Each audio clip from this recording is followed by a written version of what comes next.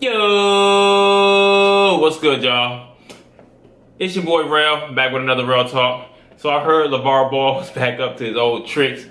He's back at it again, man, making crazy statements. So I'm about to watch Skip and Shannon Undisputed. I'm about to watch them talk about LaVar Ball real quick.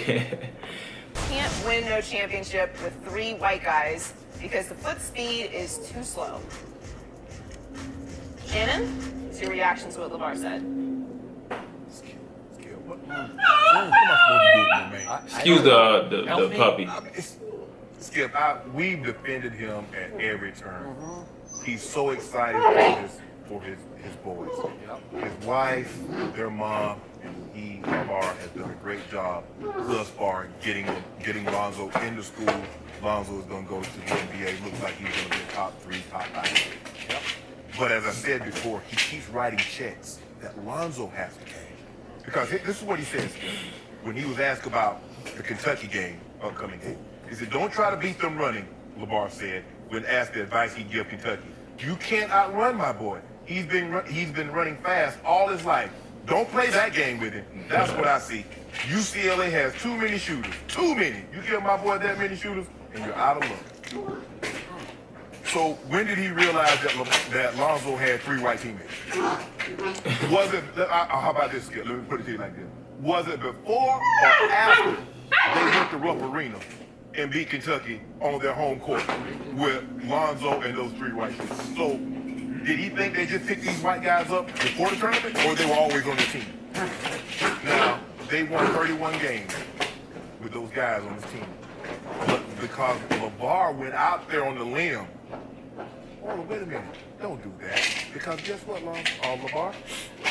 Guess who was guarding De'Aaron Fox in the Kentucky game? It wasn't. It was him. It was your son. Right. Sure? And he was too slow. Oh, you said nobody was guarding him. Right. Oh, nobody was guarding him. And he was too slow to stay in front of Now him. you put the middle son in a very uncomfortable position because he's going to UCLA. Now, one of the guys that you were criticizing happened to be the son of the head coach at UCLA. So how does he navigate that dynamic after my dad has come out? Because at the end of the day, that's still my dad. I'm not going to speak ill against my dad. We know that because we've had both of them on the show, LaVar and Lonzo. And although I believe Lonzo would wish his dad would pipe some of that down, Skip, he would never say that publicly. I don't believe he'll say that privately. He has too much respect for his father. So that's speaking like that. You need to say something more than this is LaVar Ball. Skip, the thing that I hate is that this is what I speak out against. The racial stereotype. Because we see it all the time, Skip, for the longest time. And you cover the NFL. The black quarterback, he can't think that fast. He can't process information. A black center, you can never have a black center because he's responsible for all the line calls and make sure. And we see it sometimes, like when you see black athletes are athletic, white athletes are smart. Oh, come on, LaVar. If you want to, look, I get it. You love your son. You have the utmost confidence in his ability. But you can't blame someone for your son's loss without placing some of that blame on your son. He was out there.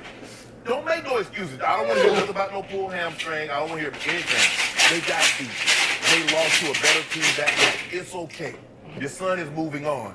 But for you to come out and say, well, we lost because we had 3 white guys and you can't win a championship with 3 white guys. Oh, yeah, you can. Duke done this a lot of times. Actually, they did. And Villanova, the guy that was MOP, he was a white guy. So you can win. It just wasn't your time to win. It's okay. But don't make excuses for why you didn't win or why your son didn't play particularly well in that game.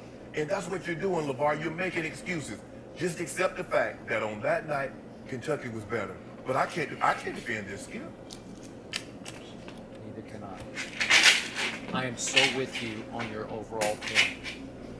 I keep trying so hard to like LaVar Ball and to love the potential and future of his #1 son. He's easy to like, though, Skip. I know. We've had him on twice. Yes. But LaVar just keeps making it harder and harder for either of us to defend what he says. Yes. Because it gets worse and worse. Now, I'm going to get into this in just a moment, but there's some historical sweeping truth to what he said. But there are also, as you point out, I'll point out further, some glaring differences, some stereotypes and examples of where teams with white stars and starters either went deep in the tournament or won the NCAA tournament. Wisconsin. Okay, I'll get to that in just a moment, because they had 4 contributors and 4 starters on that team who were not black. But we're not talking about the NBA here. We're talking about college basketball. Right. And here's the bigger picture of what disappoints me so much.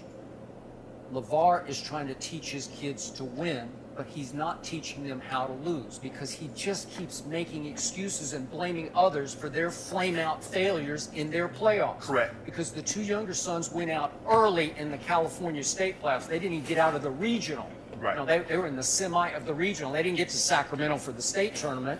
They flamed out, and he blamed the coach. Coach should be fired, or my kid's not going back. The 3rd son's not going back next year. And now, he's blaming the 3 white starters for Lonzo's flame out against Kentucky. But here's the worst part about it, as you pointed out. He's saying, all of a sudden, out of the blue, breaking news, he popped a hamstring against Kentucky. Trust me, I know hamstrings. You know hamstrings. If you either pull it or tear it, you know hamstrings. You are done. Yeah. You are glaringly handicapped on the floor. Yeah. You are dragging it around.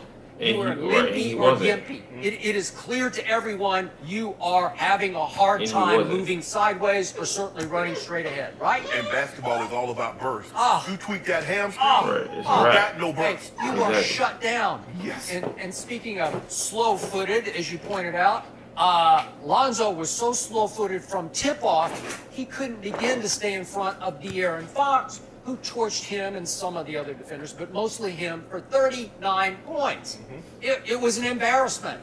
And I tried to give him somewhat, Lonzo, somewhat of a pass, because as we asked them when they were here, the mom had suffered, reportedly, a stroke. And she was in the hospital, and it sounded pretty serious because neither LaVar or either of the 2 younger sons could even attend the game in Memphis against Kentucky Right. in the Sweet 16. Well, he deserves somewhat of a pass, just some pass for that, right? And LaVar made it seem like Lonzo didn't want to play. He did wanted not want to go. He And wanted he to said be home. he talked Lonzo into it. No, you go. I got your mom. I got this. I got my girl, Yeah, right? that's what Okay, he he kept said. saying it. Okay, and that's great. That's enough. Leave it lay. Let it be. Right. You don't need to come up with he popped a hamstring to make some excuse for, because obviously Lonzo wasn't very good in that game. No. And it made me question. I pushed him to be the #1 overall pick, and I had to say, well, okay, is it the mom? Was his head not in the game? Was his heart not in the game? Now he's saying he popped a hamstring. Now we get back to the white teammates. Let me tell you this: if you are going to have a white teammate, I'll take TJ Leaf, Yeah. because he's a one and done. Yeah. He's going to be a lottery pick. He's going to be at the end of the lottery somewhere, maybe even a little higher. He's a 6'10" agile white guy. Yeah. And by the way, he badly outplayed Lonzo in both games against Kentucky. Just for the record, remember the game at Lexington? Yes, He goes, true. he's the player of the game. He had 17, 13 rebounds, and 5 assists. And he got to do the interview at the end of the game on whichever network. It might have been CBS, I think it was. And then in the Sweet 16 game, he had 17 and 7. Didn't do much in the second half, but still he outplayed Lonzo, who combined in those 2 games to shoot 3 for 14 from the 3-point line. Not good enough. No. Okay? And he had 6 turnovers, did Lonzo, at Lexington, and they overcame the 6 turnovers and won the game. So I'm saying, wait a second. TJ Leaf, he doesn't deserve this because he's better than that. I'm not saying he's going to dominate the NBA, but can he start the NBA? Yeah, I think he can. But even if he wasn't better than that, he doesn't deserve Yeah. a teammate's father to criticize him while excusing his son's poor play. Okay. But here's the thing: what's happening here, Skip? LaVar came into our lexicon by saying something outrageous. My son right now, who's a freshman at UCLA, is better than a 2-time MVP. He did. 1 time he won it unanimously. So now where do you go from there, Skip?